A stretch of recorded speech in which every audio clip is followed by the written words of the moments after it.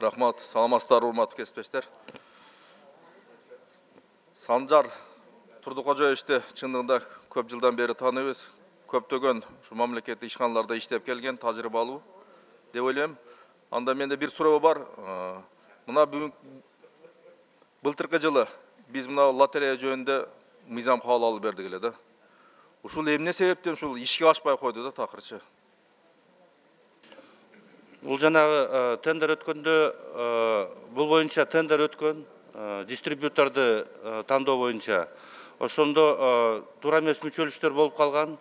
Анан премьер-министрдин тапшырмасы менен 2018 жылды өзүбүздүн бюджеттин эсебинен өткөрөбүз деп чечим кабыл алган. Ошонун алкагында жүрөт. Анан мен билишимче депутаттардын демилгеси бар, жана государственное частное партнерствого мыйзамга өзгөртүү киргизүү боюнча. Эгер ошол өзгөртүү кирип калса, анда ошо азыркы күндө эки жол болуп калат да, мамлекеттик бюджет аркылуу же жеке өнөктөштүк, мамлекеттик өнөктөштүк боюнча проект боюнча болуп калышы мүмкүн да. Ошол мыйзам ошол жерде талкууланып атканда биз баардыгыбыз айтканбыз да, ошол мен айткам, ошол туура эмес болуп атат депчи. Анан сиздер айткансыздар, жок, жакшы мыйзам, бул иштетишибиз керек, бул биздин бюджетке жакшы болуп түрткү бере турган ишкана болот деп айткансыңар да.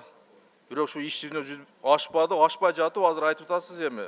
Азыр дагы депутаттар ушу демилге көтөрүп атат депчи. Ошол жерде өкмөттө отуруп, ошол жерде сиз көтөрүшүңүз керек эле ушу демилгеничи. Анан эми мамлекеттик, толук мамлекеттик кылып алдык. Эми азыр эми кайра дагы ушул мамлекеттик менен ушул жеке ишкер аркылуу дагы түзө турган ойлорубуз бар деп айтып атасыңар да. Ошого ошол мыйзам келгенде өзү шашпаш керек эле деди. Ошону талдаш керек эле. Биз айтканбыз, ушул жерден суроо бергенбиз. Ошону иштеп кете турган бүгүнкү күндө адистер барбы силерде депчи. Сиздер айткансыздар, бар дегенсиздер. Иштетебиз дегенсиңер. Анан шашылып эле мыйзамды кабыл алып, мынакей бир жылдан бери ушул иштеп отурат. Андан тышкары бюджеттен биз 10 миллион акча каражат бөлүп бергенбиз.